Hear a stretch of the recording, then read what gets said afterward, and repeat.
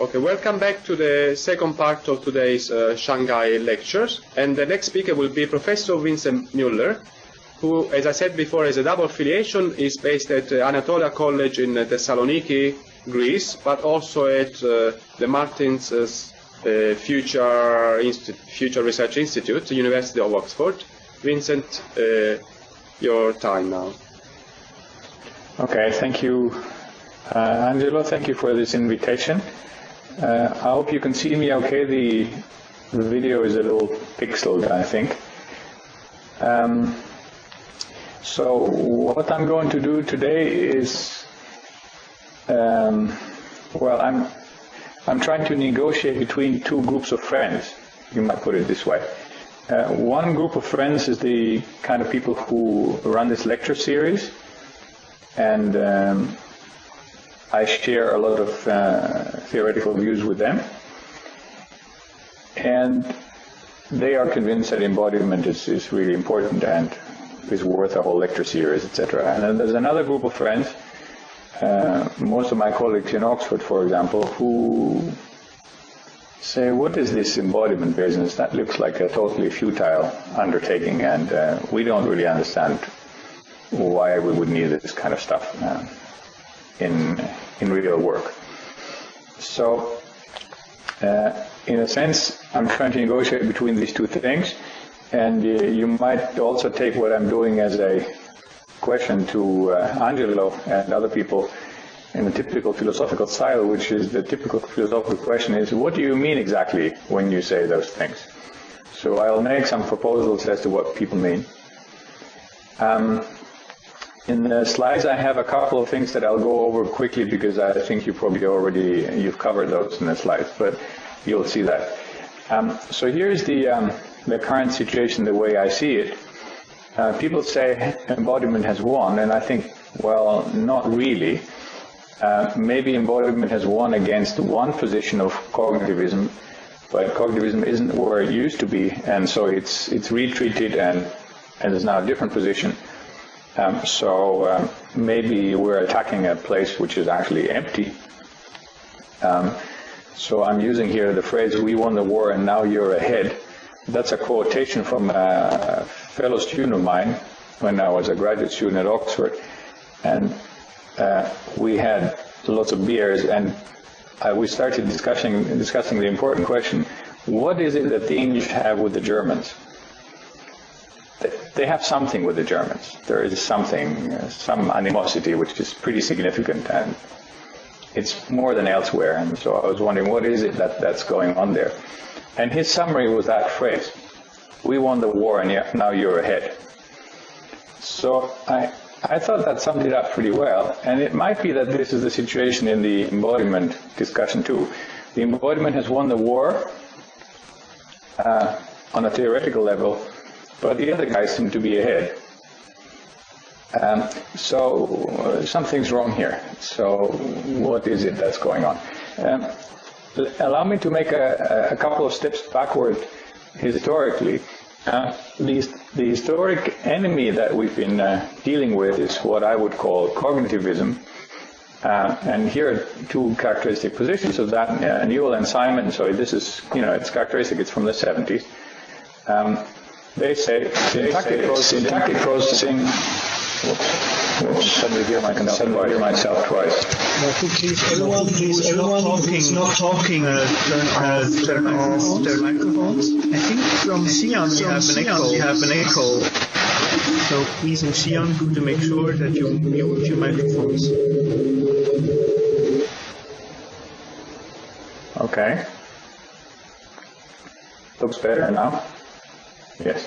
Okay, so number one is Newell and Simon. They said syntactic processing over symbolic representation is sufficient for intelligence and perhaps even necessary. That's the sort of arch statement of cognitivism, and even relatively sophisticated theoreticians like Maggie Bowden said this kind of things roughly.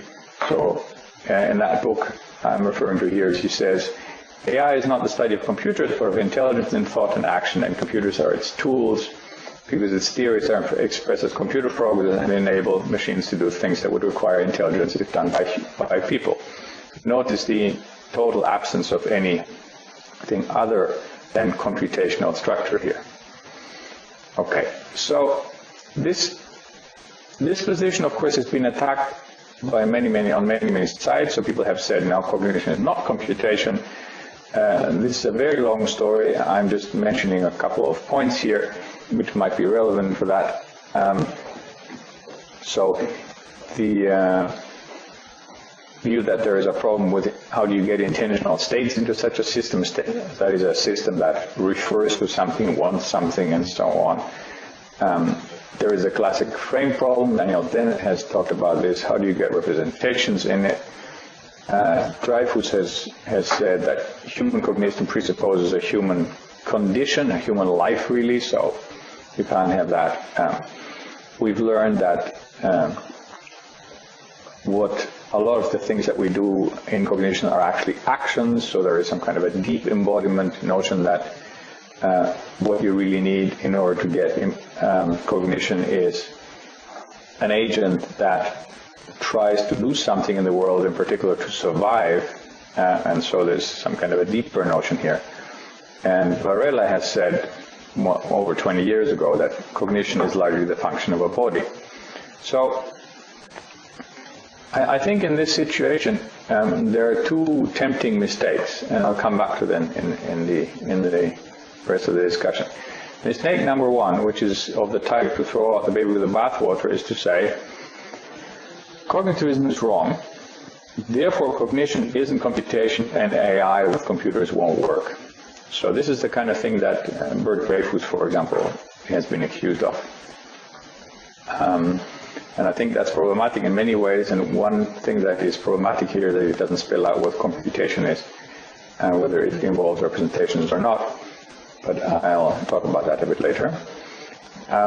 Mistake number two, which is perhaps more relevant in the current context, is an optimistic mistake, which says, I'm not making mistake number one, therefore cognition might still be computation and AI computers will work.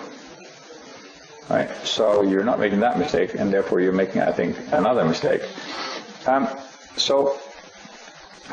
I'll now introduce the notion of embodiment a little bit, but obviously you've been treated to that quite a lot already, so I'll go over that relatively quickly. Here is a formulation that I think is useful here by Maurice Shanahan. He says in a relatively recent paper, cognition is inherently embodied as far as its fundamental role is to modulate an animal's sensor-motor interaction with its. So let me say before we get into any, I think this is very likely to be true and nicely put as well. So the point of cognition is the sensor interaction with its environment, and that is therefore it's inherently embodied. Right, and these are the kind of things that Varela and company have been saying a long time ago, 20 years ago, and that's why we in the embodiment camp wonder, why aren't the other people getting the story? And I'll show you a couple of exhibits. You've seen these exhibits essentially, so here are some people who you've met before. Rolf Pfeiffer's main emphasis, as far as I can see, is to say that central control is not really as important as we used to think. So here in this example of the cockroach, which is well known to be a very versatile and fast animal, actually there's only a tiny number of neurons that go to the spinal cord. And so walking has to be not centrally controlled, it's something else. So there is a way to make this thing walk, which is much better than centrally controlling this, and it's local control, it exploits the body dynamics and the interaction with the environment. And the slogan that Professor Pfeiffer uses in this context, which I think is a useful one, is to call that cheap design. So I think that's one. Another important aspect, and I think will be represented in this lecture series as well, is to say that perception, in particular seeing, is a kind of action which explains how it feels, and if it's a kind of action, then it requires a body to do it, so you need inherently a body, and the features of that body are part of that activity. Cangelosi, you've just seen him, says many things about this. One of them is that how embodiment shapes the cognition, and of course in his interest, the development of cognition. So here in this example, I'm saying one thing that he talks about is that priming with certain pictures, like this one here with the cappuccino cup, makes button pressing faster with the right hand than with the left hand. So if you get given a task where you're supposed to press a button on the right or on the left, and irrelevant to the coffee, then if the correct solution is on the right, you are likely to be faster with this particular picture. And the explanation is that the picture has a handle on the right-hand side, so you're already primed to use your right-hand side, even if there's just a picture in front of you. And then, of course, there is the grounding problem that Angelo just talked about in more detail, and here Luc Steels is one person who's been working on this. How is it possible that these meaningless things in the system get grounded? And Luc Steels says, well, we've done it. And he's done similar things to the ones that Angelo just showed you of robots interacting with the actual world. So as a philosopher, I was sort of wondering, what was the argument again now? Where do we stand now? So one way to say is hardware matters for robot performance. Well, that's of course a kind of an insult, because we knew that anyway. So maybe we should say, well, it matters a lot more than we thought. Okay, that's a pretty useful insight then. Sensation is a kind of action. Okay, that's also a very important insight. It's an aspect of cognitive science. Large parts of the brain deal with sensory motor issues, which is connected with the previous one, obviously, and that's an important insight for cognitive science and brain science. Representation needs grounding. Yeah, we probably knew that. Agents with different lives will not have human intelligence. That would be interesting. So we will actually get different forms of intelligence. So the ICAB is, of course, trying to be relatively similar to a human infant or a small child, but it is, of course, very different in many cases. Handicapped humans can't think is, of course, not something that we want to say. So we want to say, what is it that their bodies do, and if they don't really have bodies they're using, so what is it?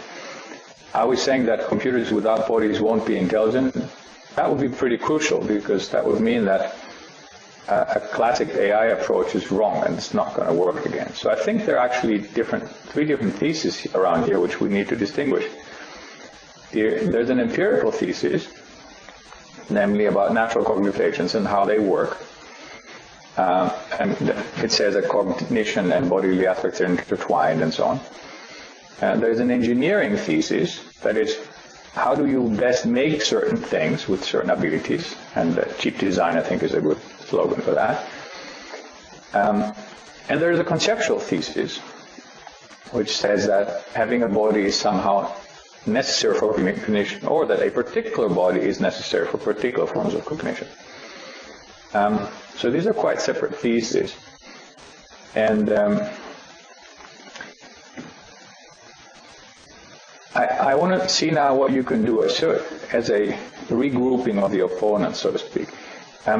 One regrouping that's already taking place, I think, is that these people say, well, okay, when we said computing, we didn't really mean computing over meaningful items, and we're looking at this dilemma that Angelo has been talking about earlier, but we're really talking about a purely algorithmic, syntactical activity. So we don't need all this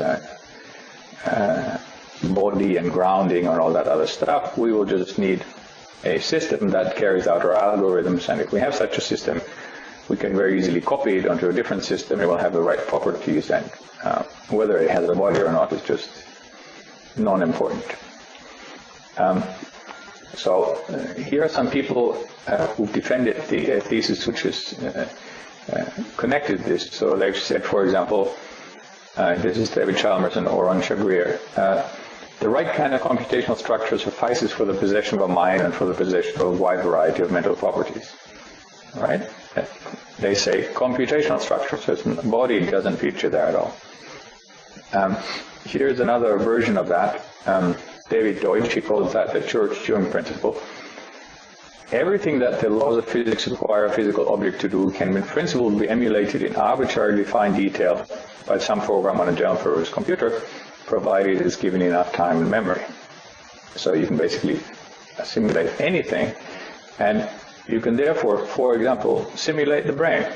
And it looks like the European Union agrees with that and just gave €1 billion to people who are doing that, instead of giving €1 billion to people who are building robots. Right? So maybe they've been winning after all. So there's another form of regrouping that I see is that people sort of talk about symbol grounding and they say, well, that might be a useful problem. I think there are different kinds of problems around here. I can talk about this in more detail if you'd like. But basically the problem is how we can explain and reproduce the behavioral ability and function of meaning in an artificial agent. And that is, I think, something that the work of Cangelosi and other people have contributed significantly towards. But that's not a principled problem for AI or robotics. It's a cognitive science problem, and we can use robots to attack it. But it tells us nothing about what we should do in order to produce intelligent machines. So remember the two mistakes that I pointed out in the beginning. The baby with bathwater mistake was to say AI won't work because cognitivism is wrong. And I've now tried to explain a bit more why there is the other possible mistake, which says that I'm not making mistake number one, and so cognition might still be computation, and AI will work after all. So perhaps that's right. It will work with traditional non-embodied structures. So I'm summarizing the situation the way I see it, the argumentative situation. I have distinguished these three theses. I think the empirical thesis about embodied cognition is true. So we now know that a lot more than what we thought is actually related to the body. It's true, as I say here, in degrees, right? So how much of that relation actually exists is something that people are investigating. So counting is related to our bodies. It's not accidental that we have 10 fingers and have a counting system. No. So there are important influences. Engineering thesis, the practical thesis, which is also true. A lot of the stuff that we can do is done very efficiently if you focus a lot more on the bodily structures and not on control engineering. But again, that's a design decision. Sometimes that's useful and sometimes not. The conceptual thesis, it seems, might be false, because it might well be that we can get quite a lot done just with syntactic systems. And how much that will be, time will tell, right? And it looks like, as I say, perhaps the guys who are doing Siri and Google and all these disembodied things are not doing so badly.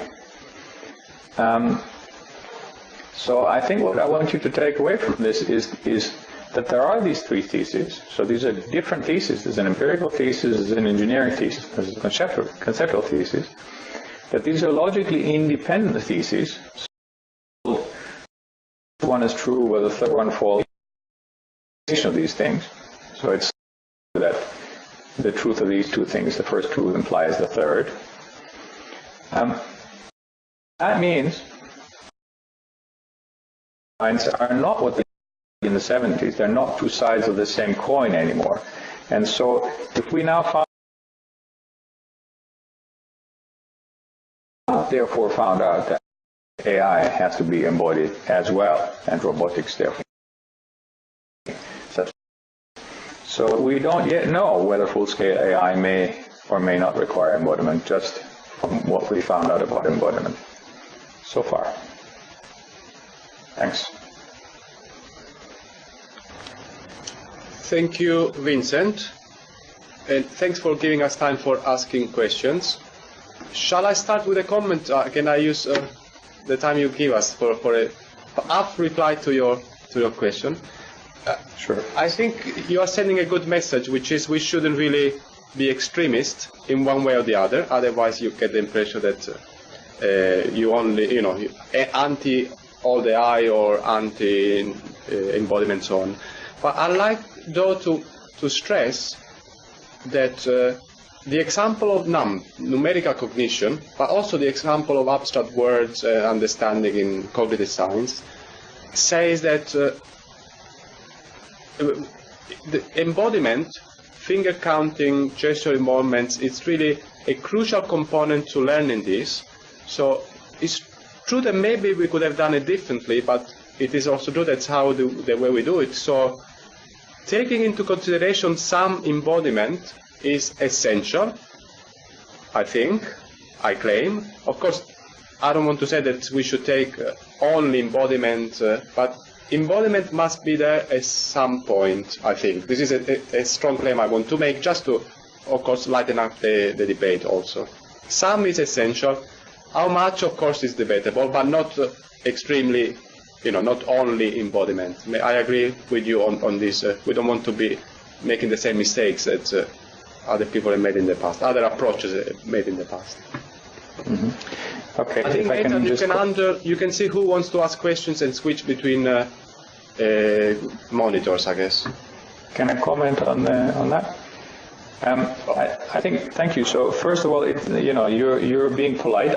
I'm throwing a hand grenade, and you know that you're sitting where the hand grenade is landing, right? So you're being very polite in the way that you respond to it. So you say that embodiment is a crucial component to learning, and I agree. It seems to me that you've shown that. Right? You and other people who work in the field have shown that. What you've shown, however, is an aspect of what I call the empirical thesis. So, for humans, it so happens that embodiment is a crucial component in language learning. Yes.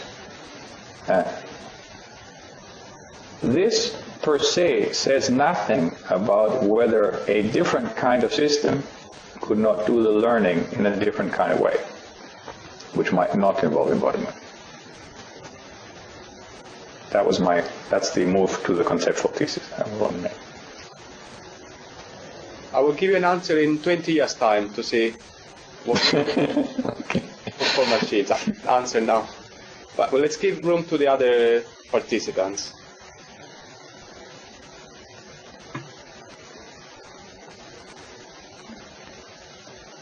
Nathan, we'll rely on you you can see who from the other virtual classrooms are asking for. Right, so if anyone has a question, just open your microphone and maybe tell me which side you are, then I can switch you on the big screen.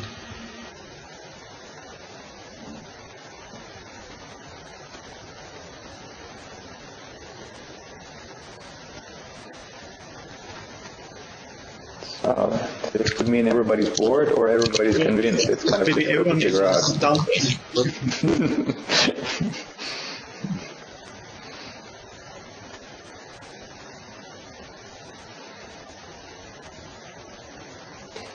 In the best case, my job, I would say, is of course to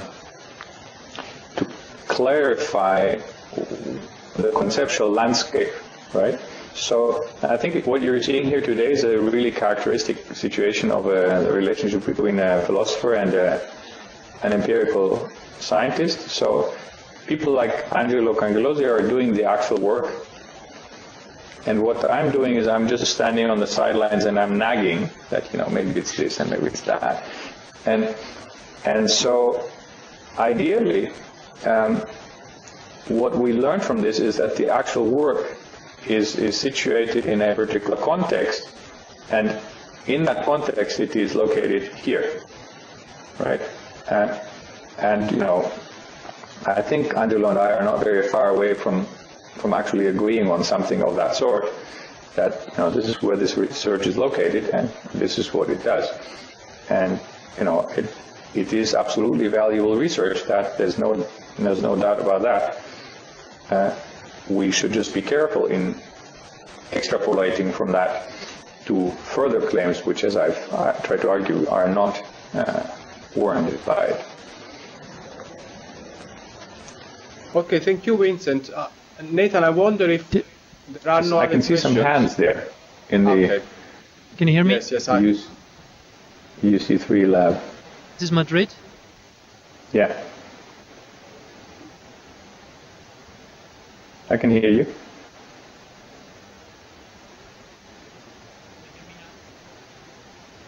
Go ahead. Can you hear me? Yes. Okay. Yes. So this is Madrid, Helmut Hauser speaking.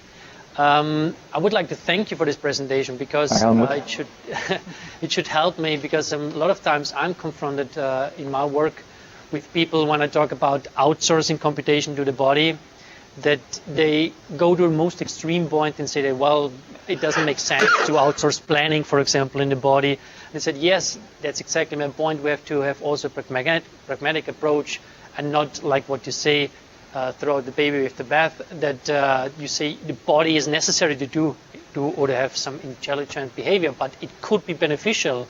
And I think it's important what you pointed out with the practical engineering, that you take a look at it and see what can be done and what not, basically, and not go to the extreme points here. So I think it was a really nice presentation with respect to that. Just a comment, there's no real question. Okay, thank you. So you're sort of representing, as it were, point 2 then, right? Exactly, so yes. Cangelosi is more working on point 1. So what you're saying is you're making a design decision in certain cases, and you will say, in these design decisions, I will sometimes use what you call outsourcing to the body, if that is the suitable approach. I don't know, if you want to walk on a certain type of surface, you might want to use a certain type of foot, as opposed to a control structure, say. But in a different kind of problem, you might use a top-down control structure, which allows you to identify, I don't know, what the path is, say, and follow that. Exactly. I would suggest a pragmatic approach. Like, not everything should be computed in the morphology or in the body.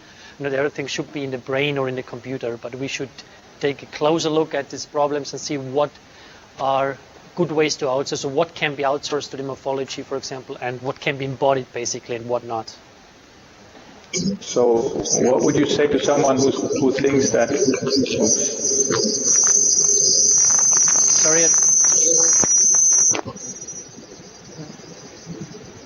I think it's NWPU which is causing this. So what would you say to someone who then says, okay, let's leave all these embodiment things, strictly speaking, to the robotics labs? We don't need that if we want to make other intelligent systems at all. Well, of course, you could simulate it or you can control it, but you do it at a certain cost. If you look at classical robot designs, and I'm going to talk about that in my presentation as well, you have this top-down approach, right? You have this control on top of the morphology, and you control it, and you force it to do something. But we can see in biological system, there is some natural behavior like swing phase during walking, where you don't control every single degree of freedom, and this could result in a more energy-efficient robot, for example. And these are it's just one example where it could be advantageous to take a closer look at how the body could help to support the whole system, for example, to locomote. Okay. Thanks. Thank you. Nathan, can you see anybody else asking for questions? Not at the moment. Okay, I think we can then, we are back on track with the time. We can thank Vincent Müller with some virtual clapping. Thank you. I guess I can see Helmut is getting ready.